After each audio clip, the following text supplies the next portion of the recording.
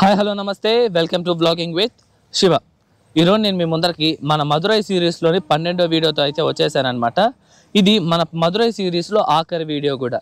ఈ యొక్క సిరీస్లో మనం ఎన్నో అద్భుతమైన ఆలయాలను అయితే మనం చూసామన్నమాట. ఇవన్నిటి కలిపి మీకు ఒక వీడియోలో తెలుసుకునే విధంగా ఈ యొక్క వీడియోలో మీకు మనం మధురైలో చూసిన 9 పురాతనమైన ఆలయాలు, అలాగే మనం చూసిన మధురై ప్యాలెస్, వీటన్నిటి గురించి ఒకే వీడియోలో ఉండే విధంగా ఈ యొక్క వీడియో అయితే ప్లాన్ చేయడం అయితే జరిగిందనమాట. ఐ హోప్ ఈ యొక్క వీడియో మీకు మీ మధురై ట్రిప్కి ఒక ప్రీ ప్లాన్డ్ చెక్ లిస్ట్ లాగా ఉండే విధంగా ఉంటుందని నేను అనుకుంటున్నాను అనమాట. రండి మనం ఆ యొక్క ఆలయాల గురించి అయితే పూర్తిగా తెలుసుకుందాం. అంతకంటే ముందు ఈ యొక్క ఆలయాల అన్ని టైమింగ్స్ అయితే మీకైతే చెప్పబోతున్నాను అనమాట.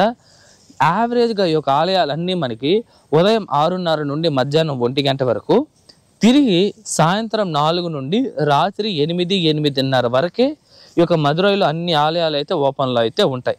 ఓకేనా? దీని ప్రకారంగా మీరు ప్లాన్ చేసుకోండి. రండి ఇప్పుడు మనం సందర్శించిన ఆలయాలన్నింటినీ ఒకసారి తిరిగి సందర్శిద్దాం. ఇప్పుడు మనం మధురైకి రాగానే మనం చూడాల్సిన ఫస్ట్ ఆలయం ఏదన్నా ఉందా అంటే అది మధుర మీనాక్షి అమ్మవారి ఆలయమే అనమాట. పూర్వం పాండ్య రాజ్యాన్ని పరిపాలించిన మలధ్వజ పాండ్యన్, అలాగే ఆయన భార్య అయిన కాంచనమలై, వీళ్ళిద్దరికి అయితే పిల్లలైతే ఉండరనమాట. దానికి వీళ్ళు కొంతమంది మహర్షులు, ఋషుల సలహా మేరకు ఒక మహాయజ్ఞాన్ని అయితే చేస్తారు.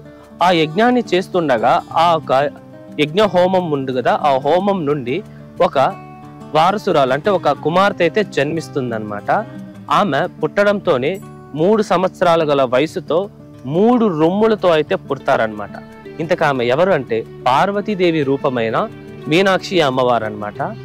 ఆమె పుట్టిన తరువాత తన తండ్రి అయిన మలధ్వజ పాండ్యన్ కొంచెం చింతిస్తారు. ఎందుకంటే తన కూతురికి పుట్టడంతోనే 3 రొమ్ములుంటే ఎవరు వివాహం చేసుకున్నారనే చింత ఆయన చింతిస్తూ ఉండగా, అప్పుడు ఆకాశవాణి వచ్చి, ఓ పాండ్యరాజా చింతించకు, నీ కుమార్తె ఎప్పుడైతే తాను కాబోయే భర్తను చూస్తుందో, చూసిన వెంటనే ఆ 3 రొమ్ముల నుండి ఒక రొమ్ము అయితే అదృశ్యమవుతుంది అని అయితే చెప్తారు.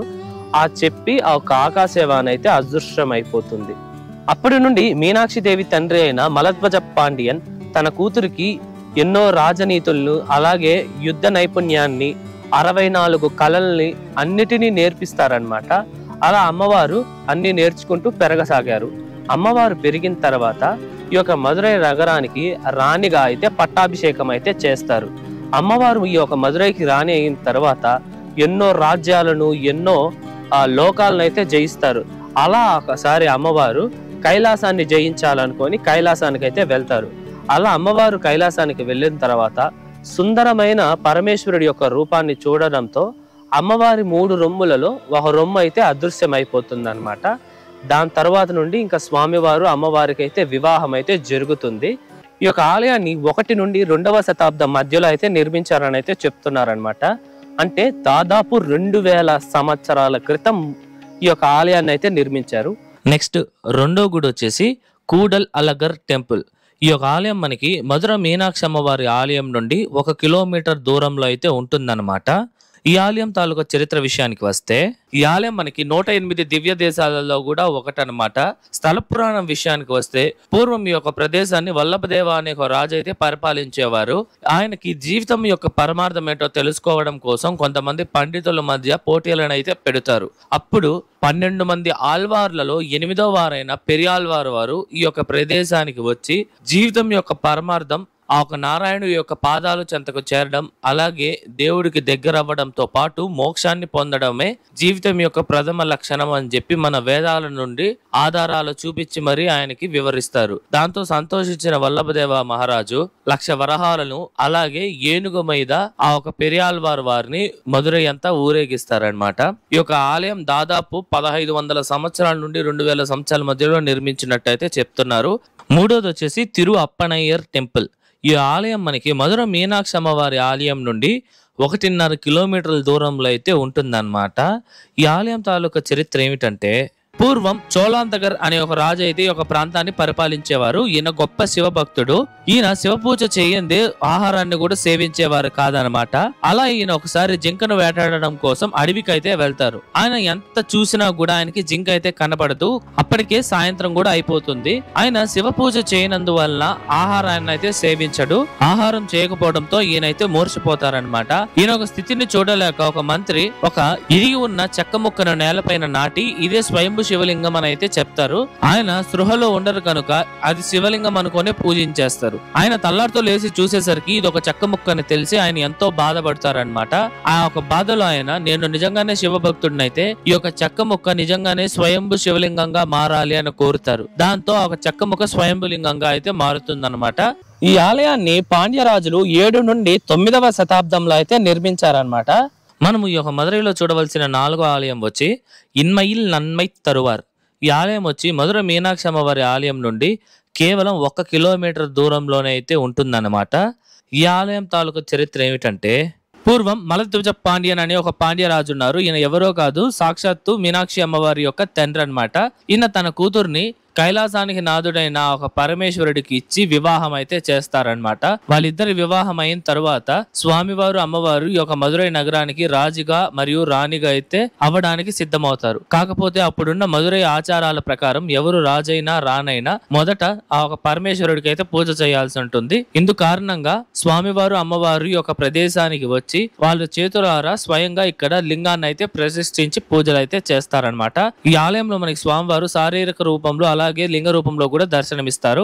ఈ యొక్క ఆలయాన్ని 2వ శతాబ్దంలో పాండ్య రాజులు అయితే నిర్మించారండి. 2వ శతాబ్దం అంటే దాదాపు ఒక 1800 సంవత్సరాల క్రితమే ఈ యొక్క ఆలయాన్ని అయితే నిర్మించారు. ఈ యొక్క మదురైలో మనం చూడవలసిన 5వ ఆలయం వచ్చేసి తిరుప్పరకుండరం మురుగన్ ఆలయం. ఈ ఆలయం వచ్చి మీనాక్షి అమ్మవారి ఆలయం నుండి 6 కిలోమీటర్ల దూరంలో అయితే ఉంటుందన్నమాట. ఈ ఆలయం తాలూకా చరిత్ర ఏమిటంటే ఈ ఆలయం మనకి సుబ్రహ్మణ్య స్వామికి 6 ముఖ్యమైన ఆలయాలైన అరుబడై వీడుల్లో ఈ యొక్క ఆలయం వచ్చి మొదటిదన్నమాట. ఈ ఆలయం తాలూకా స్థల పురాణ విషయానికి వస్తే పూర్వం సూరపద్ముడు అనే ఒక రాక్షసుణ్ణి తిరుచెందూరులో స్వామివారు సంహరించిన తరువాత స్వామివారు కొంత సమయం ఆనందంగా మరియు ఆహ్లాదకరంగా గడపడం కోసం ఒక అద్భుతమైన ప్రదేశాన్ని అయితే ఎంచుకుంటారనమాట. అప్పుడు ఇంద్ర భగవానుడు వచ్చి ఈ యొక్క ప్రదేశం చాలా అద్భుతంగా ఉంటుంది, ఇక్కడికి వెళ్దాము అని అయితే చెప్తారు. అప్పుడు శివుడు, మహావిష్ణువు, దేవదేవతలందరూ ఈ యొక్క ప్రదేశానికి అయితే వస్తారనమాట. అలా వచ్చినప్పుడు ఇంద్ర భగవానుడు తన కూతురైన దేవయాని అమ్మను అయితే వివాహం చేసుకోమని సుబ్రహ్మణ్య స్వామికి అయితే చెప్తారు. అలా స్వామివారు అంగీకరించిన తర్వాత దేవయాని అమ్మకు సుబ్రహ్మణ్య స్వామికి ఇక్కడే వివాహం అయితే జరుగుతుంది. ఈ యొక్క ఆలయాన్ని 6వ శతాబ్దంలో పాండ్య రాజులచే నిర్మించారని అయితే చెప్తారండి. ఈ యొక్క మదురైలో మనం దర్శించుకోవాల్సిన 6వ ఆలయం వచ్చేసి అలగర్ కోవిల్. ఈ అలగర్ కోవిల్ వచ్చేసి మదురై మీనాక్షి అమ్మవారి ఆలయం నుండి 22 కిలోమీటర్ల దూరంలో అయితే ఉంటుందన్నమాట. ఈ ఆలయం తాలూకా స్థల పురాణం ఏమిటంటే పూర్వం ఒకసారి సుతపస్ మహర్షి ఈ యొక్క అలగర్ కొండ వద్ద నిపుర గంగా అనే ఒక తీర్థంలో అయితే స్నానం చేస్తూ ఉంటారనమాట. అలాగే ఈ యొక్క నిపుర గంగాలో స్నానం చేస్తున్నప్పుడు దుర్వాస మహర్షి తన వద్దకైతే వస్తారు. అప్పుడు తన పనిలో నిమగ్నమై ఉన్న సుతప మహర్షి దుర్వాస మహర్షిని అయితే చూడరు. దాంతో కోపగించుకున్న దుర్వాస మహర్షి సుతప మహర్షిని కప్పలాగా మారమని అయితే శపిస్తారు. అంతేకాకుండా ఆ శాపం యొక్క విమోచనం కలగాలి అంటే సాక్షాత్తు సుందర్రాజ పెరుమాల్, అదేనండి సాక్షాత్తు ఆ ఒక మహావిష్ణువే ఇక్కడికి వచ్చి నీకు నిజరూప దర్శనాన్ని ఇస్తే నీ యొక్క శాపం అయితే విముక్తి కలిగి నీ యొక్క నిజరూపానికి వస్తావు అని అయితే చెప్తారు. చేసేదేమీ లేక ఒక మహర్షి వేగవతి నది వద్దకైతే వెళ్తారు. ఈ యొక్క వేగవతి నది మనకి మదురైలోనే ఉంటుందండి. ఈ యొక్క నదికి మరొక పేరు వైగై నది. ఈ యొక్క వైగై నది ఒడ్డున ఒక మహర్షి స్వామివారికి కఠోరమైన తపస్సునైతే చేస్తారు. దాంతో ఆ మహర్షి యొక్క తపస్సు అలాగే ఆయన భక్తికి మెచ్చిన సుందర్రాజ పెరుమాల్ వారు ఆ ఒక మహర్షికి ఇక్కడ నిజరూప దర్శనాన్ని అయితే ఇచ్చి తనను ఆశీర్వదిస్తారు. ఆ మహర్షి శాపం నుండి విముక్తి చెంది కప్ప నుండి ఆయన నిజరూపమైన మానవ రూపానికి అయితే వచ్చేస్తారు. ఈ యొక్క ఆలయం 2 నుండి 3వ శతాబ్దం అంటే దాదాపు 1800 నుండి 2000 సంవత్సరాల క్రితం పాండ్యరాజు అయిన మలధ్వజ పాండ్యన్ యొక్క ఆలయాన్ని అయితే నిర్మించారని అయితే చెప్తున్నారు. మనం మదురైలో చూడవలసిన 7వ ఆలయం వచ్చేసి పలమదురి చోళై మురుగన్ ఆలయం అన్నమాట. ఈ ఆలయం మనకి అలగర్ కోవిల్ నుండి జస్ట్ 2 కిలోమీటర్స్ దూరంలో మాత్రమే ఉంటుందన్నమాట. ఇప్పుడు ఈ ఆలయం తాలూకా చరిత్ర విషయానికి వస్తే పూర్వం అవ్వయార్ అనే వ్యక్తి అయితే ఉండేవారు. ఈమె ఒక కవయిత్రి, అలాగే సుబ్రహ్మణ్య స్వామి యొక్క భక్తురాలు కూడా. ఈమెకి తానంత గొప్ప కవయిత్రి లేరనే ఒక విజయ గర్వం అయితే ఉంటుందన్నమాట. అది అంచడం కోసం స్వామివారు ఆమె ఒకసారి మదురై గుండా వెళుతూ అలసిపోయి ఒక చెట్టు కింద కూర్చుంటుంది. అప్పుడు స్వామివారు ఆ చెట్టు పైన కూర్చొని తినడానికి ఏమన్నా పండ్లు కావాలా అని అడుగుతుంది. అప్పుడు ఆమె కావాలి అనగా స్వామివారు కాల్చిన పండు కావాలా లేదా కాల్చిన పండు కావాలా అని అడిగితే ఆ అవ్వయార్ వారు పండ్లల్లో కూడా కాల్చింది కాల్చిందని వేరువేరుగా ఉంటుందా అని అయితే అడుగుతారనమాట. అవును ఉంటుంది అని చెప్పి స్వామివారు ఇస్తారు. అప్పుడు ఆమె నాకు కాల్చని పండే ఇవ్వు అని చెప్పి అయితే ఇస్తారు. ఆ పండు కింద పడడంతో ఆమె ఆ ఒక మట్టిని ఊదుతుంది. అప్పుడు స్వామివారు ఒక చిక్కు ప్రశ్న లాగా, నేను నీకు కాల్చని పండే కదా ఇచ్చాను, దానికి ఎందుకు ఊదుకొని తింటున్నావు అని అడుగుతారనమాట. ఈ యొక్క ఆలయాన్ని 7వ శతాబ్దంలో కేరళ రాజు అయిన చిమాన్ పెరుమాల్ అనే ఒక రాజు ఈ యొక్క ఆలయాన్ని అయితే నిర్మించారు. ఇప్పుడు మనం మదురైలో చూడవలసిన 8వ ఆలయం వచ్చేసి తిరుమోహూర్ కాలమేఘ పెరుమాల్ ఆలయం. ఈ ఆలయం వచ్చేసి మధుర మీనాక్షి అమ్మవారి ఆలయం నుండి 15 కిలోమీటర్ల దూరంలో అయితే ఉంటుంది. ఈ ఆలయం తాలూకా చరిత్ర ఏమిటంటే, ఈ ఆలయం 108 దివ్య దేశాలలో కూడా ఒకటి. పూర్వం భస్మాసురుడు అనే ఒక రాక్షసుడు అయితే ఉండేవారనమాట. ఇతను పరమేశ్వరుడికి అయితే కఠోరమైన తపస్సును చేస్తారు. అప్పుడు స్వామివారు ప్రత్యక్షం అవ్వగా ఆ ఒక రాక్షసుడు తాను ఎవరి మీద అయితే చేయి పెడతానో అతను భస్మమైపోవాలి అనే ఒక వరాన్ని అయితే కోరుతారు. స్వామివారు ఒక వరాన్ని కూడా ప్రసాదిస్తారనమాట. అప్పుడు ఈ యొక్క వరం ఫలిస్తుందా లేదా అని చెప్పేసి ఒక భస్మాసురుడు శివుడి తల మీదే చేపెట్టడానికి ప్రయత్నిస్తాడు. అప్పుడు పరమేశ్వరుడు ఆందోళనలో శ్రీ మహావిష్ణువు యొక్క సహాయాన్ని కోరగా స్వామివారు ఒక అందమైన స్త్రీ రూపాన్ని ధరిస్తారనమాట. ఆ రూపమే మోహిని అవతారం. ఈ యొక్క అవతారంలో స్వామివారు ఒక భస్మాసురుడితో నాట్యమేసేలా చేసి ఆ రాక్షసుడు తన చేతిని తన తల మీద తానే పెట్టుకునే విధంగా స్వామివారు అయితే చేస్తాడు. అప్పుడు ఆ భస్మాసురుడు అయితే భస్మం అయిపోతారనమాట. ఈ యొక్క ఆలయాన్ని పాండ్యరాజులచే 2000 సంవత్సరాల క్రితమే నిర్మించారని చాలా గ్రంథాలలో అయితే పేర్కొనబడింది. మనం మదురైలో చూడవలసిన 9వ ఆలయం వచ్చేసి ముక్తీశ్వరర్ టెంపుల్ అన్నమాట. ఈ ఆలయం మనకి మీనాక్షి అమ్మవారి ఆలయం నుండి 3.5 కిలోమీటర్ల దూరంలో అయితే ఉంటుంది. ఈ ఆలయం తాలూకు చరిత్ర ఏమిటంటే, పూర్వం ఒకసారి దుర్వాస మహర్షి కైలాసంలో పరమేశ్వరుని దర్శించి ఒక పూలమాలను అయితే తీసుకొని వస్తారనమాట. ఆ ఒక పూలమాల వచ్చేసి దేవతల రాజైన ఇంద్రుడి వద్ద ఉంటే అద్భుతంగా ఉంటుంది అనుకొని ఇంద్రుడి వద్దకు వచ్చి ఒక పూలమాలను ఇస్తే అతను దేవతల యొక్క రాజుననే గర్వంతో ఆ ఒక మాలనైతే తన యొక్క వాహనమైన ఐరావతానికైతే వేస్తారనమాట. ఐరావతం అనేది ఒక తెల్ల ఏనుగు అనమాట. అప్పుడు ఆ ఒక ఏనుగుకి పూలమాల నవ్వ పుట్టించడంతో ఆ ఒక ఏనుగు ఆ ఒక పూలమాల నేల మీద వేసి అయితే తొక్కేస్తుంది. అది చూసి కోపగించుకున్న దుర్వాస మహర్షి ఆ ఒక ఏనుగుకి తన యొక్క దైవిక శక్తులన్నీ కోల్పోయి సాధారణ అడవి ఏనుగుగా అయితే భూమి మీద 100 సంవత్సరాల పాటు ఉండే విధంగా శపిస్తారనమాట. అప్పుడు ఆ ఏనుగు యొక్క ప్రదేశానికి వచ్చి పరమేశ్వరుని అయితే పూజిస్తుంది. ఇక్కడ స్వామివారు ఐరావతానికి ముక్తిని ప్రసాదించడం వలన ఇక్కడ స్వామివారిని ముక్తీశ్వరర్ అని అయితే పిలుస్తారు. ఈ యొక్క ఆలయాన్ని దాదాపు 1000 నుండి 1300 సంవత్సరాల క్రితం పాండ్య రాజులు ఈ యొక్క ఆలయాన్ని అయితే నిర్మించారు. అండ్ ఆఖరిగా మనం ఈ మదురైలో చూడవలసిన 10వ ప్లేస్ ఏమన్నా ఉందంటే అది తిరుమల నాయకర్ ప్యాలెస్. ఈ యొక్క ప్యాలెస్ ని మదురై నాయకర్ ప్యాలెస్ అని కూడా పిలుస్తారనమాట. ఈ యొక్క ప్యాలెస్ వచ్చేసి మనకి మీనాక్షి అమ్మవారి ఆలయం నుండి 850 మీటర్ల దూరంలో అయితే ఉంటుందన్నమాట. ఈ ప్యాలెస్ చరిత్ర ఏంటంటే, పాండ్యరాజుల తరువాత ఈ యొక్క మదురై నగరాన్ని ఈ యొక్క నాయకర్ వంశానికి చెందిన పాలకులే చాలా గొప్పగా పరిపాలించారనమాట. ఈ యొక్క మదురై నగరాన్ని 13 మంది నాయకర్ పరిపాలకులు పరిపాలించగా అందులో 11 మంది రాజులు, 2 రాణులైతే పరిపాలించారు. ఈ 13 మందిలో ఒకరైన తిరుమల నాయకర్ వారు ఈ యొక్క ప్యాలెస్ ని 1636వ సంవత్సరంలో అయితే నిర్మించారనమాట. ఆ సమయంలో ఈయన ఎటువంటి రాజు దగ్గర లేని ప్యాలెస్ నిర్మించాలనుకొని ద్రవిడియన్ అలాగే ఇటాలియన్ ఆర్కిటెక్ట్ స్టైల్ ని ఉపయోగించి ఒక ప్యాలెస్ ని అయితే ఆయన నిర్మించారనమాట. ఈ యొక్క ప్యాలెస్ లో మనకి ఎన్నో స్తంభాలు అయితే కనిపిస్తాయి. దాదాపు 248 స్తంభాలు అయితే ఈ యొక్క ప్యాలెస్ లో ఉందండి. ఈ యొక్క ప్యాలెస్ ని అతని మనవడైన చొక్కనాథ నాయకర్ వల్లే శిథిలమైపోయింది. ఆయన ఇంకో కోట కట్టుకోవడం కోసం ఈ ప్యాలెస్ లో ఉన్న వస్తువులన్నింటినీ ధ్వంసం చేసి అయితే తీసుకెళ్లిపోయారు. ఈ యొక్క సిరీస్ నాకు చాలా చాలా ఫేవరెట్ అని అయితే చెప్పుకోవచ్చండి.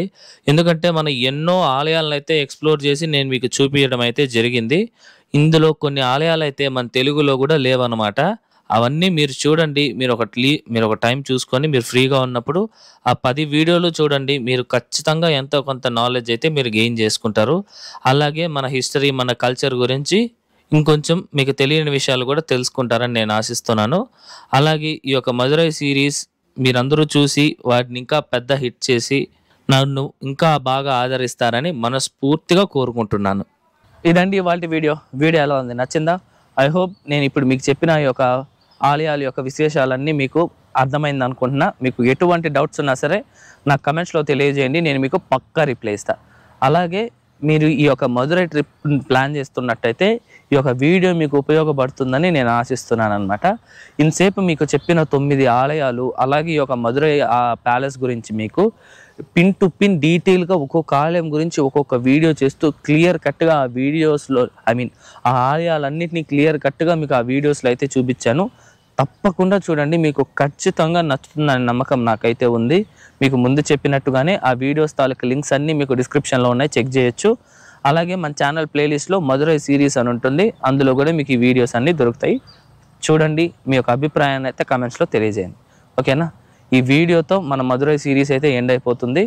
దీని తర్వాత నుంచి మన ఛానల్లో చాలా మార్పు చేర్పులు అయితే జరగబోతున్నాయి. ఇంకా అద్భుతమైన ఆలయాల్ని, శిథిలమైన ఆలయాల్ని ఇంకా నెక్స్ట్ లెవెల్కి మన ఛానల్ని అయితే తీసుకోపోవాలనే ఒక ప్లాన్లో నేను ఉన్నాను. దానికి కూడా మీరు సపోర్ట్ చేస్తారని ఆశిస్తున్నాను. ఓకేనా? ఈ వీడియో నచ్చితే లైక్ చేయండి, మీ ఫ్రెండ్స్ అండ్ ఫ్యామిలీస్కి అయితే షేర్ చేయండి. మరొక అద్భుతమైన ఆలయాల వీడియోతో మీ ముందరకు వస్తా. అంతవరకు మీ శివవరప్రసాద్ సైనింగ్ ఆఫ్.